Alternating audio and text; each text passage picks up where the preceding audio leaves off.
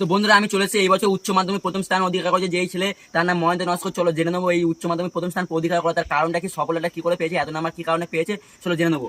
মহেন্দ্র নস্কর, এই উচ্চ মাধ্যমিকে এত নাম্বার পাওয়ার কারণটা কি আমাদের কাছে খুলে বলবে, কি করে এত নাম্বার পেলেন?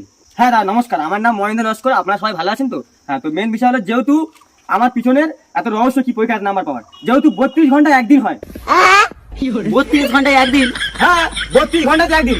আপনার কে রিপোর্ট আমার মূর্খ, কি জানেন না পয়সা খান আপনি?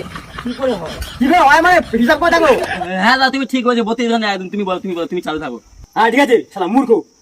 হ্যাঁ তো বন্ধুরা, যেহেতু 32 ঘন্টা একদিন হয়, সেখানে আমি 28 ঘন্টা কন্টিনিউ দিন রাত মেহনত করে খেটে খেটে পড়াশোনা করতাম।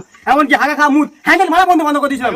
হ্যাঁ আপনারা জানেন কি অনেক কষ্ট করে পড়াশোনা করেছি। না দাদা আমার মুখের দিকে কিছু নেই, দেখে কোনো লাভ নেই। আর দর্শকরা তোমরা শোনো, ও বলে যাচ্ছে, আমি এমনি শুনছি। ঠিক আছে ঠিক আছে বন্ধুরা, 28 ঘন্টা এইভাবে কন্টিনিউ খাওয়া দাওয়া হাগা হ্যান্ডেল মারা সবকিছু বন্ধ করে দিয়ে আমি পাস করেছি, এত নাম্বার তুলেছি। আর আরেকটা মেন কারণ, আমি দিন রাত মেহনত করে পড়াশোনা করতাম, বই খাতা ছিঁড়ে দিয়ে হাত পা